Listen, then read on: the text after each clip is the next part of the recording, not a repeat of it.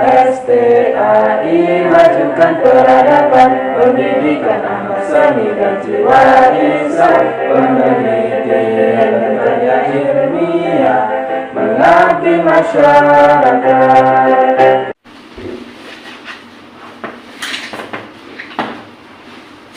Bismillahirrahmanirrahim. Assalamualaikum warahmatullahi wabarakatuh.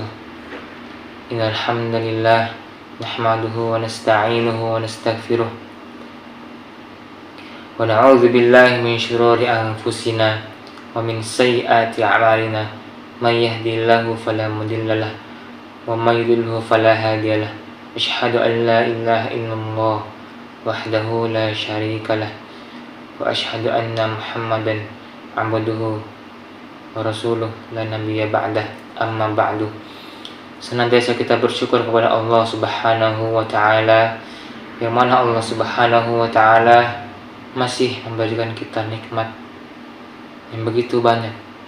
Di antaranya adalah nikmat iman, nikmat sehat, nikmat kesempatan. Sehingga di kesempatan kali ini saya akan menyampaikan materi yang berjudul ilmu pengetahuan dan keutamaan orang yang berilmu. Perlu diketahui bahwasannya menuntut ilmu itu wajib bagi setiap muslim.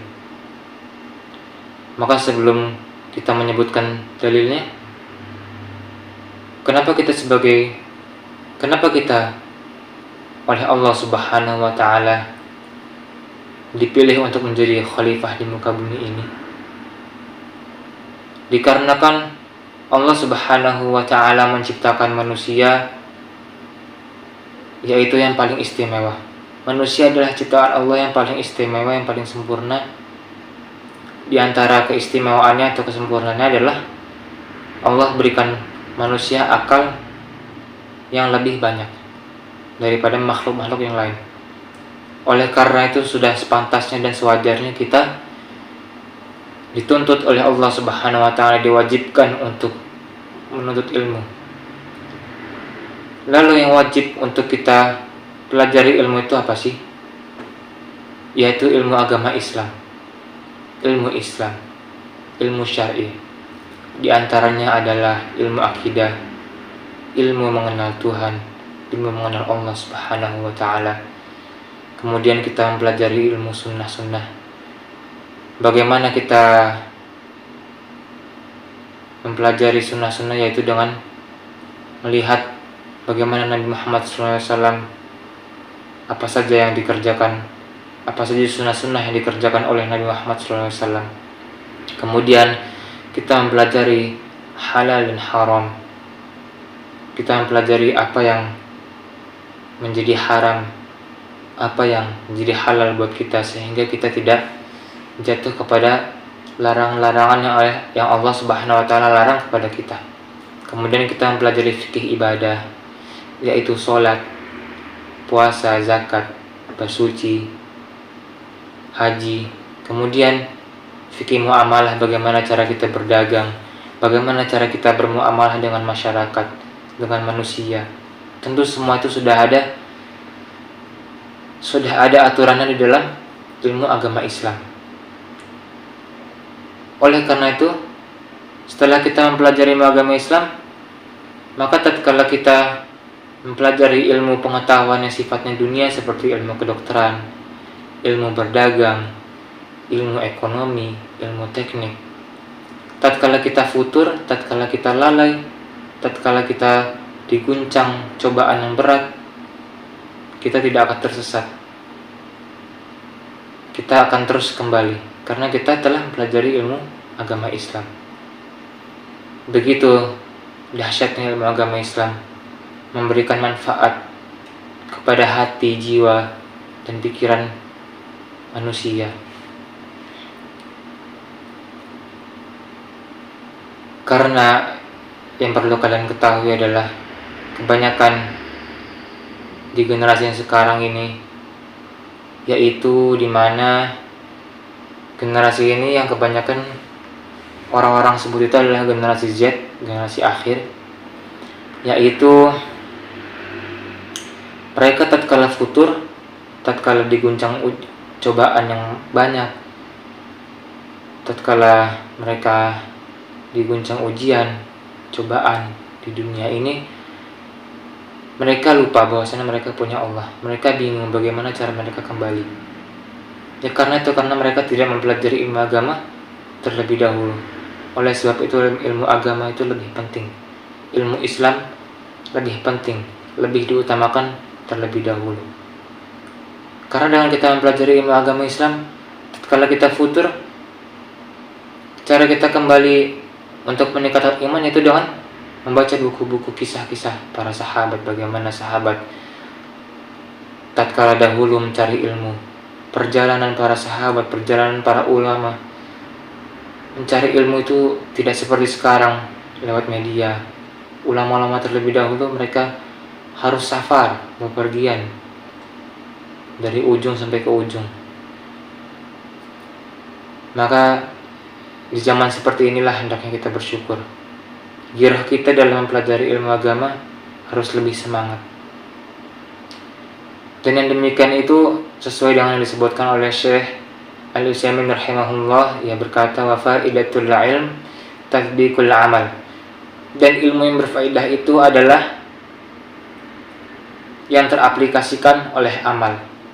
Bihaitsu yadharul ilmi wajhul insan, di mana ilmu itu akan bihaitsu yadharu atharul ilmi wajhul insan, di mana ilmu itu akan membekas pada raut wajah seseorang, pada raut wajah manusia. Wajhul insan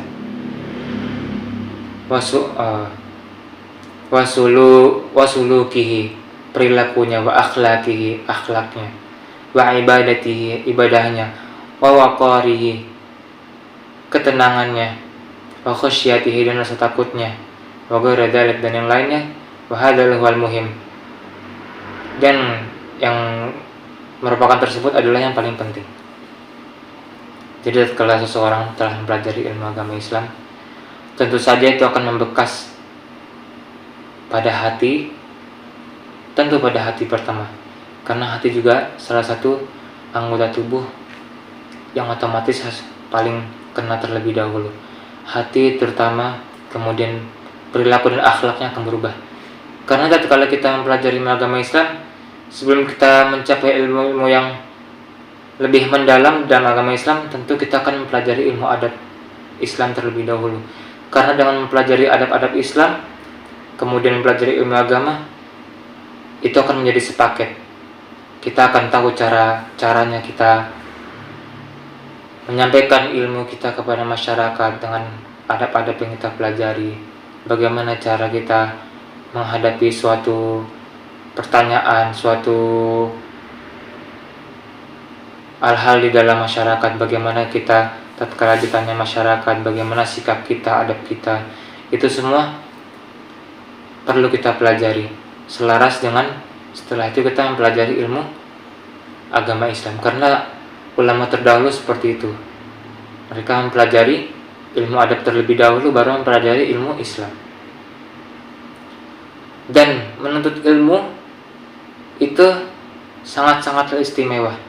Bahkan saking memiliki keistimewaannya, Allah Subhanahu wa Ta'ala menjanjikan kepada kita yaitu surganya Allah Subhanahu wa Ta'ala. Kita akan dimudahkan jalan menuju surganya Allah Subhanahu wa Ta'ala. Sebagaimana dalam hadisnya, an Abi Hurairah radhiyallahu anhu qala Rasulullah sallallahu alaihi wasallam, dari man salaka tariqan man salaka tariqan yaltamisu fihi ilman sahhalallahu lahu bihi tariqan ilal jannah. Dari Abu Hurairah radhiyallahu anhu berkata, Rasulullah sallallahu alaihi wasallam bersabda, barang siapa yang meniti, yang berjalan di satu jalan dalam rangka menuntut ilmu agama, maka Allah akan memudahkan baginya jalan menuju surga. Begitu dahsyatnya janji Allah kepada kita. Wah, sudah sempatasnya kita diwajibkan untuk menuntut ilmu agama. Kemudian apa hubungannya ilmu pengetahuan dengan agama Islam. Tentu ada hubungannya dengan kita mempelajari ilmu pengetahuan tentang dunia.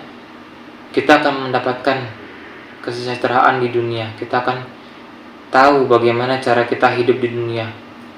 Karena ilmu pengetahuan dengan Islam itu sejalan. Di agama Islam kita diajarkan etika dan adab. Di ilmu pengetahuan yang sifatnya dunia kita diajarkan caranya kita hidup di dunia. Selaras mengikuti perkembangan zaman. Jadi sudah sesuai dengan. Jadi ada suatu pertanyaan. Waktu itu salah seorang menanyakan kepada Syekh Shalih Al Fauzan, bagaimana hukumnya mempelajari ilmu pengetahuan yang sifatnya dunia, yaitu ilmu pengetahuan umum. Lalu Syekh Shalih Al Fauzan rahimahullah, ia berkata, mempelajari ilmu pengetahuan yang sifatnya dunia itu tentu saja boleh, tidak ada larangan. Akan tetapi ilmu yang pertama-tama perlu kita pelajari terlebih dahulu adalah ilmu agama Islam.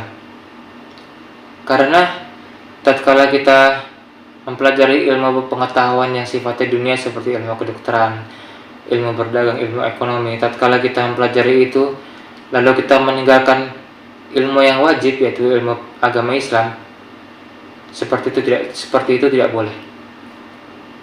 Karena yang menjadi bekal kita di akhirat adalah ilmu agama Islam. Maka yang pertama-tama kita pelajari terlebih dahulu adalah ilmu Islam, ilmu syar'i, yaitu ilmu akidah, ilmu tata cara sholat, tata cara zakat, puasa, haji, bersuci, dan lain sebagainya. Lalu setelah itu kita boleh mempelajari ilmu pengetahuan yang sifatnya dunia. Akan tetapi jangan sampai kita lalai atau luput, meninggalkan atau tidak belajar ilmu agama Islam. Seperti yang dikatakan, seperti penjelasan Syekh Shalih Al Fauzan tadi, kita dapat mengambil kesimpulannya bahwasannya ilmu agama adalah bekal yang paling utama untuk menuju akhirat, bekal yang paling utama untuk amal timbangan kita di yaumul hisab kelak. Oleh sebab itu, sebelum kita mempelajari ilmu pengetahuan yang sifatnya dunia, kita kokohkan dulu akidah kita kokohkan dulu iman kita, agama Islam kita kokohkan dulu, sehingga kita tidak terguncang oleh kehidupan dunia. Seperti perkataan Imam Asy-Syafi'i, ia berkata, man la yuhibbul ilma la khaira fihi. Siapa yang tidak mencintai ilmu agama, la khaira fihi, tidak ada kebaikan untuknya. Jadi kesimpulannya adalah, yaitu menurut ilmu agama Islam wajib. Kemudian dengan kita menurut ilmu agama Islam, maka Allah akan memudahkan bagi kita jalan menuju surga. Kemudian menurut ilmu pengetahuan dunia itu sangat diperbolehkan. Akan tetapi kita tidak boleh luput dan tidak boleh meninggalkan ilmu-ilmu agama Islam. Tidak boleh sampai kita tidak belajar ilmu agama Islam. Karena seperti yang tadi disebutkan, man la yuhibbul ilma la khaira fihi. Siapa yang tidak mencintai ilmu agama, tidak ada kebaikan untuknya. Mungkin cukup sekian. Apabila ada salah kata atau kekurangan, itu datang dari saya pribadi, dan kebenaran hanya datang dari Allah Subhanahu wa taala. Aku qouli hadza subhanakallahumma bihamdika asyhadu an la ilaha illa anta astaghfiruka wa atubu ilaik. Wassalamualaikum warahmatullahi wabarakatuh. Alhamdulillah.